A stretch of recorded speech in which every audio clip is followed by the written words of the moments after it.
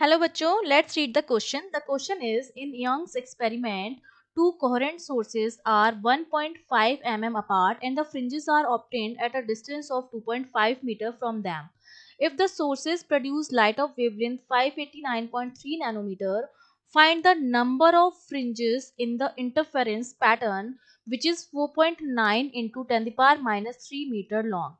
ठीक है, तो देखिए इस क्वेश्चन के लिए हमारा जो की कॉन्सेप्ट रहेगा वो हमारा क्या रहेगा। हम जानते हैं कि जब यंग का डबल स्लिट एक्सपेरिमेंट होता है उसमें क्या होता है, इस तरह से दो स्लिट्स होती हैं। ये S1 है स्लिट, ये S2 है। इन दोनों के बीच की जो डिस्टेंस होती है उसको हम बोलते हैं स्मॉल d। और यहाँ से इनसे d डिस्टेंस की दूरी पर होता है हमारी स्क्रीन जिस पर हमें मिलती है फ्रिंजेस। तो हमें स्मॉल d की वैल्यू भी गिवन है जो है कितनी 1.5 mm और कैपिटल डी भी गिवन है जहां पर हमें फ्रिंजेस मिल रही हैं वो हमारा है 2.5 मीटर।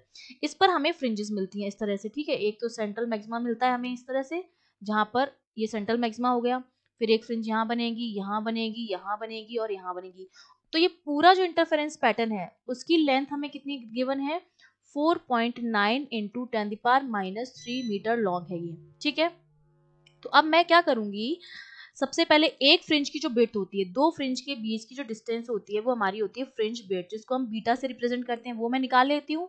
और इसको मैं एक फ्रिंज बिड्थ को इससे क्या कर दूंगी, डिवाइड कर दूंगी, तो हमारे पास नंबर ऑफ फ्रिंजेस आ जाएंगी, ठीक है। तो बीटा की वैल्यू जो होती है वो हमारी होती है डी लैम्डा अपॉन डी। तो इसको हम सॉल्व करेंगे तो डी की वैल्यू कितनी है 2.5 मीटर इंटू लैम्डा कितना गिवन है 589.3 नैनोमीटर है, तो 10 द पावर माइनस 9 हो जाएगा, ठीक है, अपॉन स्मॉल डी की वैल्यू 1.5 मिलीमीटर, तो 1.5 इंटू 10 द पावर माइनस 3। तो इसको जब हम सॉल्व करेंगे तो एक फ्रिंज की बिड्थ जो मेरे पास आ गई वो आ गई है 982.17 into 10 the power minus 6 metre. ये आ गई है एक फ्रिंज बिड्थ, दो फ्रिंज के बीच की डिस्टेंस है। तो जो पूरा जो पैटर्न होगा उसमें एन बीटा होंगी, ठीक है। और एन बीटा की जो वैल्यू है वो हमें गिवन है, एन बीटा जो है वो मुझे गिवन है 4.9 into 10 the power minus 3 metre long.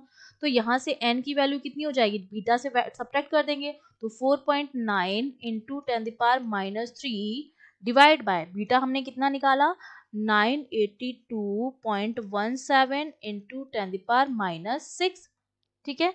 तो इसकी वैल्यू रख के जब हम सॉल्व करेंगे तो n की जो वैल्यू मेरे पास आ जाती है सॉल्व करने पर वो मेरे पास आ जाती है 5। तो नंबर ऑफ फ्रिंजेस हमारे पास कितनी आ गई हैं 5 आ गई हैं। तो ये हमारा आंसर हो गया। I hope you understood well. All the best.